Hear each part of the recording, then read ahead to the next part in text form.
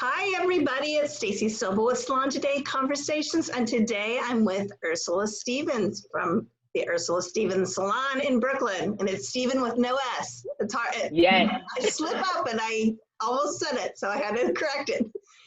It's the small things. It's the small things, in life. My name is EY, and everybody always leaves out the E, and it's just annoying when it's left out. So I get it. I want to have it right. But I'm so excited to talk to you, Ursula, today, because we started doing this Salon Today Conversations in the middle of the coronavirus pandemic. And so we've been talking a lot about how salons are doing that. But I'm looking forward to shifting that conversation and talking about something exciting today. So you own a salon in Brooklyn, but you are also a very sought after freelance artist that works with a lot of celebrities on magazine covers and commercial work and music videos and everything. So we wanted to explore kind of how you got started in that and what's kind of behind the curtain, for that, and what people may not think. They might think it's very glamorous, what it's really like. So how did you get into it? How did it interest you? Well, I got into hairstyling overall at a very young age. My high school was a beauty school, and I started, and everything. Once I started in my ninth grade year, I never looked back. I worked after school and on the weekends at different salons, and just continued to build my craft. After I graduated, I tried the whole Brooklyn college thing, and it didn't work for me. I think I went to college for maybe 2 years, but I was also simultaneously working at the salon still. So I was getting different opportunities, and one of these opportunities which I call a fork in the road was when I got a chance to, or when I got asked to go on tour with Candy. Now, she was an artist, and she was in a group, and she was working on her solo career, and they asked me to go on tour because I had worked with her with doing like a few editorials and things like that. So we kind of got along really well. And one of her managers was like, would you like to go on tour? And I was like, sure. At this point, I was in my second semester, mid-semester of college, and I was so happy for that for that option. And I call it my fork in the road, because if I didn't take that chance, I probably wouldn't be here now. I said yes to everyone, and I told my mother last. She was the last person to know, and she was very supportive, which I was very surprised about, because my mother is a very old school Caribbean woman, came here, and really made a life for herself, her family. So she was really all about education, even though she really supported my move in high school to learn how to do hair. She really wanted me to get a degree, but she took it like a champ, and supported me all the way. And I left. I went on tour, and when I came back, it was all about really trying to solidify myself in the beauty industry, because when I came back, obviously I couldn't go back to school. I really didn't want to. And, I just really wanted to build my clientele back at the salon, because after being away for so long, I lost that too.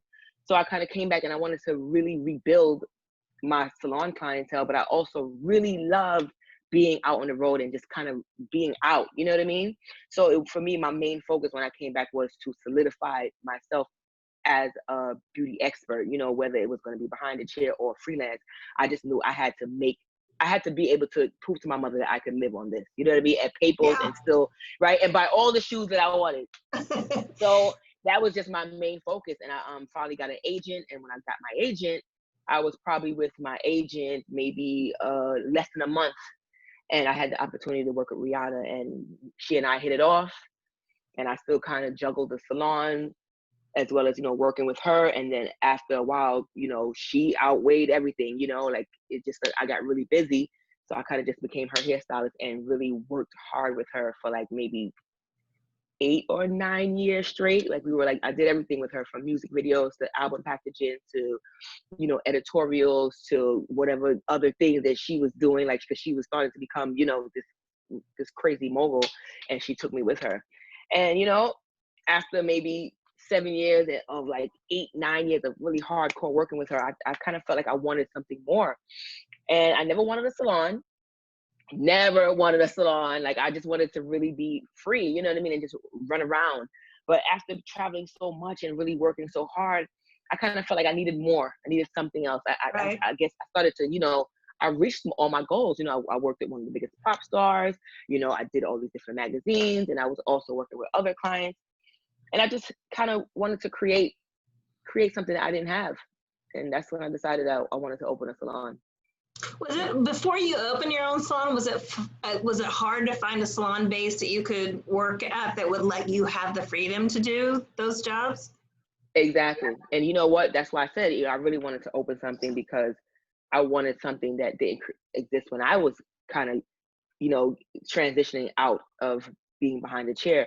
So no, it was really hard. You know, I worked at a salon for a very long time, and maybe I worked there maybe 9 years, and that's when I started to get the opportunities outside the salon. So it was very hard for me to juggle my clientele, which I really wanted to, because one of the hardest things about transitioning from behind the chair to doing freelance is that cash money. You know, when you work at the salon, you really get your money, and you get, you know, it comes in a different flow. When you work, you know, freelance, you have to wait 30 to 90 days. So that transition period was very hard for me financially. So I wish I could have held on, but I didn't have that foundation that I wish that I really had to help me at least babysit my clientele, so that when I came home for, like, you know, 2-3 days or a week between, you know, running to Europe or running to LA, I could at least still, you know, maintain a clientele and still maintain some type of financial stability until I was able to really get into rotation of my freelance world. So that's exactly why I opened my salon, because I wanted to make sure that I was able to, instead of complaining about it, create something,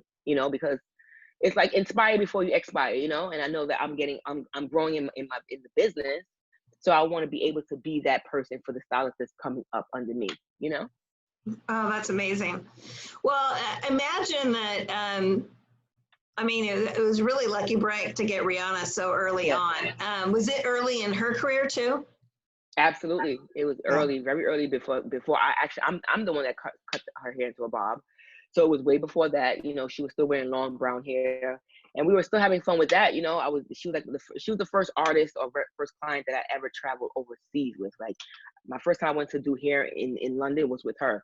So, you know, we were just having fun. And then one day when she started to develop, you know, and started working on her new project, she said to me, you know, I want you to give me my new look. And I was like, all right, sure. You know, and I was very excited, because for me, it wasn't, I don't, you know, everybody made a big deal about it and it was amazing, but I didn't look at it like that, because I was so used, I was trained in the salon.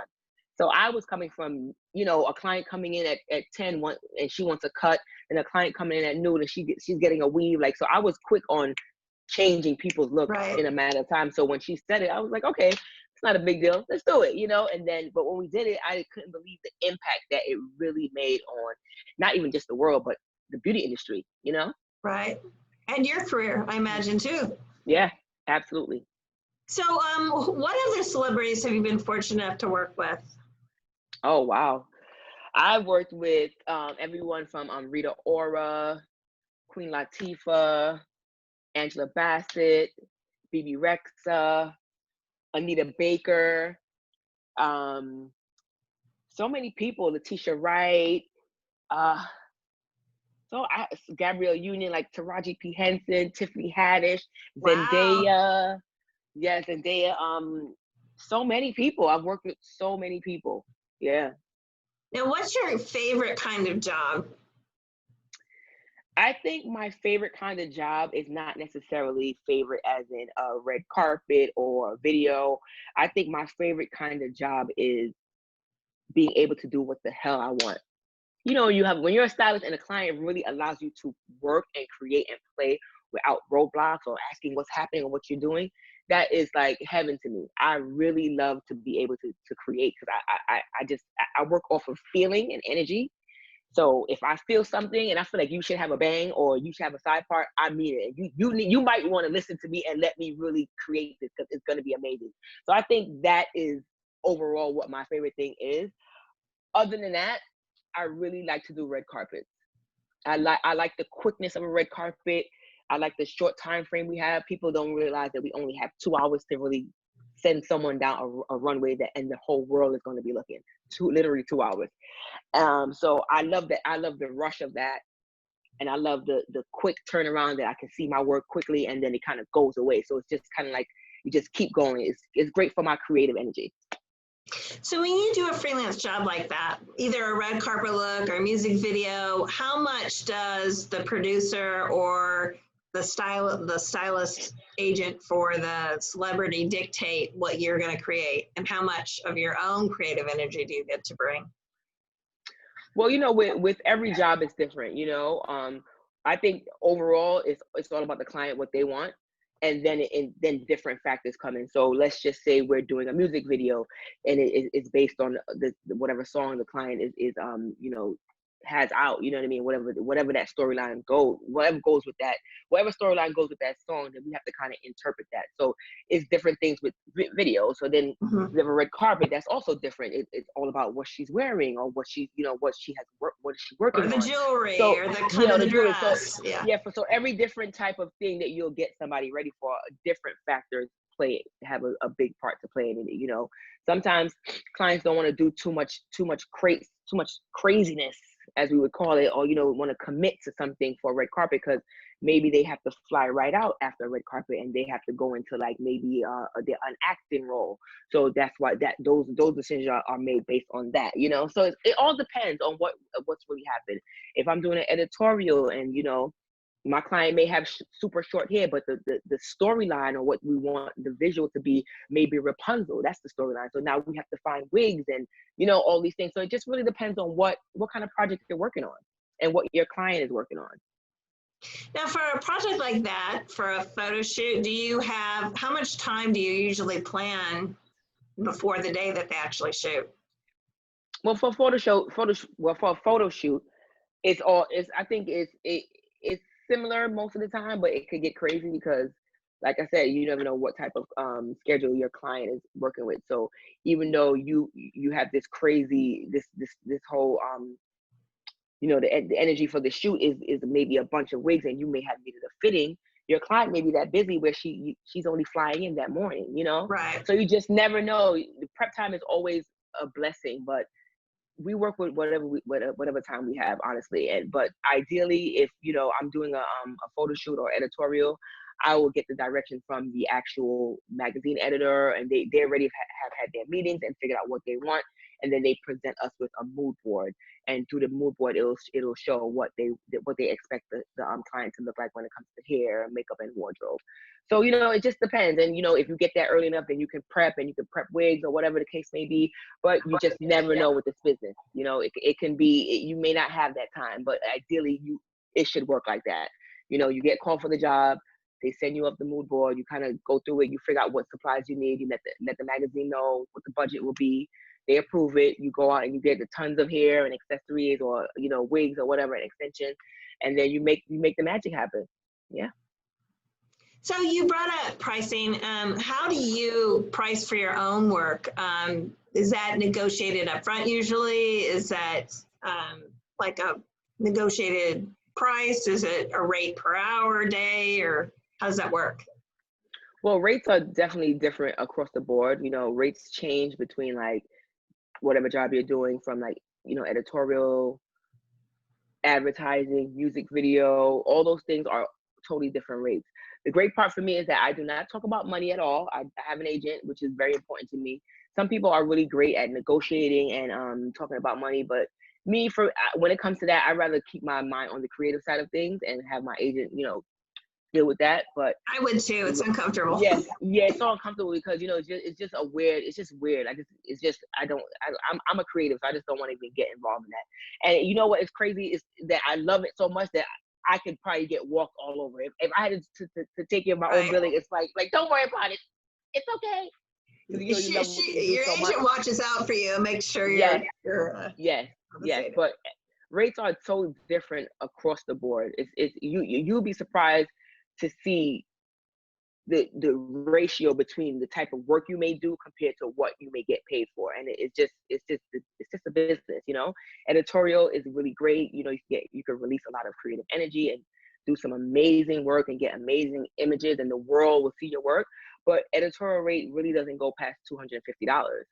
You know what I mean? And people are so surprised about that. But then you have this, maybe like an advertising job, and it's super simple, just, no type of real hairstyle, just real lifestyle looks, and, boring for you. Very, totally nothing creative, and you just kind of just watching the time go by, and that you may get like $5 grand a day for something like that, you know? So it just really all It depends. evens out. Yeah, yeah. And everything is negotiable. Everything's negotiable. So how much time would you say you spend between working in the salon with your Brooklyn clients and doing your freelance? What's kind of the ratio? There's no real, the ratio is not existent. It just, whenever it happens, it happens. Like prior to quarantine, I was super busy and I hadn't been in the salon for a very long time. You know, it was right after holidays and I was getting right back into working. So as soon as the holidays were over, the salon was opening back up, but I was on a plane to LA, you know what I mean? But now that, you know, things are a little different, I may spend more time in the salon now because we're not like jumping back into freelance thing. Things are still creeping, you know, coming together really slowly. So it really just depends. I tried so many different ways to figure out a schedule or like a balance, which there's nothing exists that's called balance. That's a myth. There's no balance.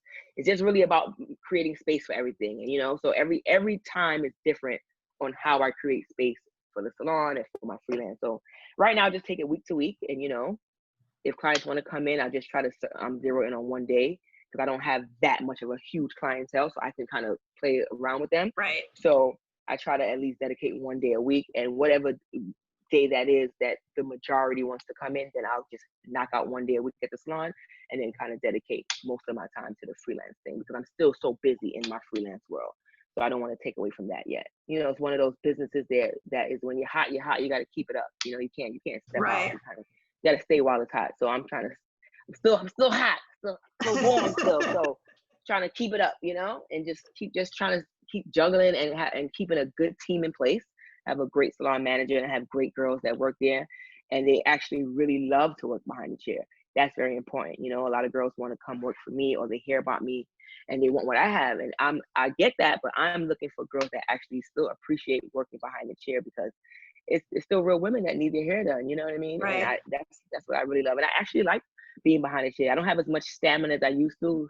I used to have so much stamina. Oh my God, I could do like probably 20 heads on a Friday or Saturday, but I don't have that much stamina anymore, and I'm not mad at that. I think I've paid my dues, so I'm just taking it easy, and, you know, just take a few clients and just move. You know, just taking my time. That's it. Well, you must have an amazing manager because to be able to focus on what you're doing as a freelance artist, someone's got to be minding the store. Absolutely. Yeah. And what goes on there, and then. Are the clients that you do take, are they fairly flexible? Like if you are out in LA for a long period of time, are they willing to see other members of your team, or how does that? Yes. I mean, you know, it took a bit of coaxing, but I'm almost 8 years in. So now clients are like very comfortable with going to other girls at the salon. Sometimes by the time they get comfortable, when I come back, it's kind of like, it doesn't even make sense to jump in. I kind of just let them, you know, build that relationship and keep going, you know?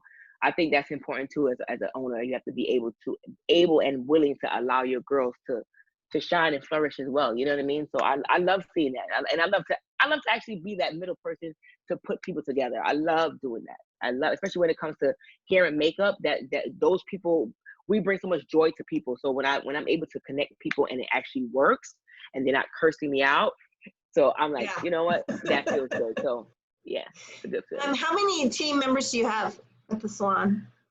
Right now, I have 4 stylists and 2 assistants that float around in the salon. Yeah. Great.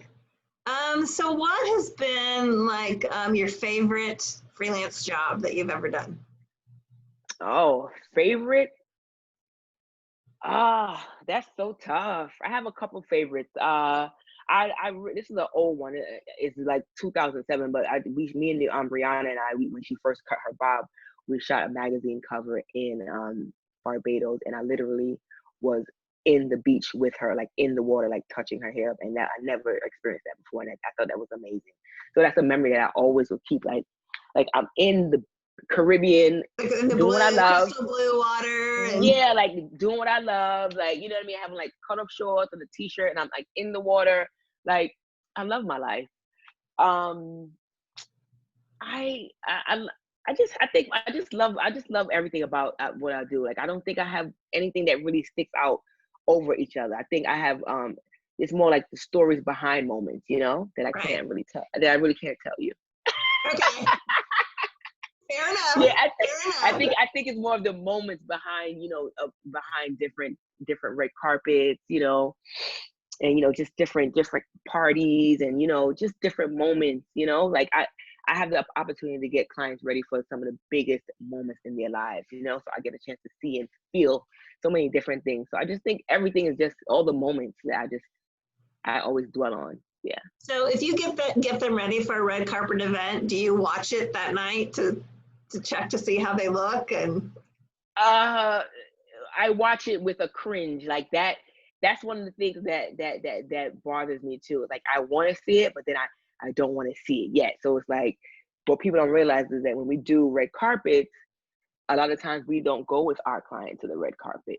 Or if we do go, the last point we see them is right when they get out the car. We can't get out with them a lot of the time. right. Every once in a while, you may see a hair person on the carpet. It depends on what that situation is like for that client that day. But if your client is just really going to a red carpet, chances are you're not going with her. So that's the cringe. Like, you want to make sure that she made it, and a piece of hair didn't just start sticking up hair, or something didn't flip, or so whoever her manager made sure, and everything you told the manager, like the hair person will tell the manager something, and then the makeup artist will tell the manager something. So, like, you know, watch for her teeth, like make sure that she doesn't have any lipstick on her teeth, and then I'll be like, you know, make sure this doesn't stick up. So it's like that cringe moment. So you want to watch, but I take a minute before I watch. Like, I know some peers are like, as soon as they hit the carpet, they're like scrolling, like, ah!